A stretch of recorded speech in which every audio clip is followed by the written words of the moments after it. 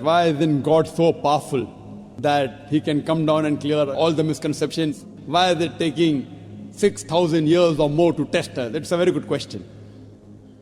And Quran says that if Almighty God wanted, He could have made everyone as Muslims. Quran says in many places. That means He could have made everyone believe in Almighty God. But the Quran says in Surah Mulk, chapter number 67, verse number 2, Alladhi khalaqal mawta wal hayata. It's Almighty God has created death and life to test which of you is good in deeds. It's like you telling me that we have gone to school. After 10 years, we appear for board examination. SSC board, CBSC, IGCSE. Now, why is the teacher taking test? Why doesn't teacher pass everyone? If teacher passes everyone, everyone will get admission into medical college. And everyone will become doctors and they'll start killing people rather than curing.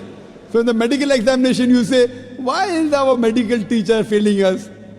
He's failing us to know whether you're worth treating a patient or not. So similarly, Almighty God has created the human beings and have given the human beings a free will.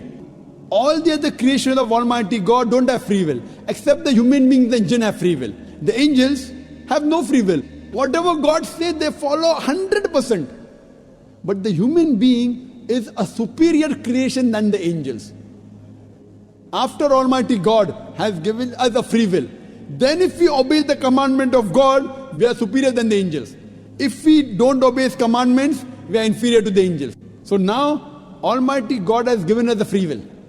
And before we came in this world, Almighty God asked us, who would like to become a human being? If you don't become a human being, you have just passed.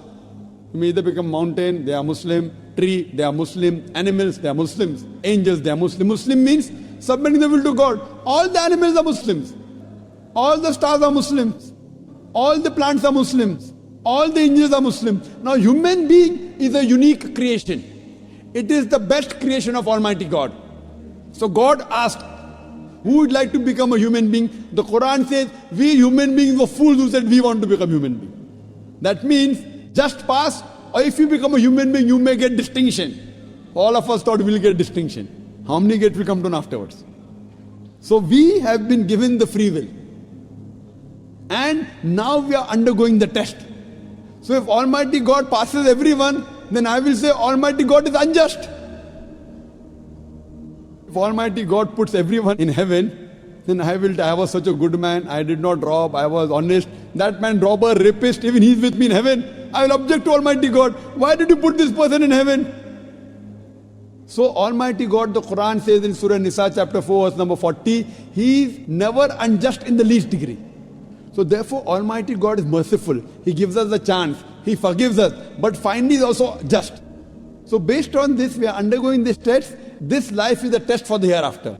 So we are a unique creation of Almighty God. And the purpose of this creation, as the Quran says in Surah Dariyat chapter 51 verse 56, وَمَا خَلَقْتُ الْجِنَّ وَالْإِنسَ إِلَّا لِيَعْبُدُونَ. That Almighty God has created the jinn and the human beings not but to worship Him. By worshipping Him, that means obeying His commandments. If we obey His commandment, we pass in this test. Otherwise, the Quran says, if He wanted, He could have made all the human beings Muslims, very easy for Him. But we are a better creation, a unique creation. If we obey Him, after free will is given, we are superior.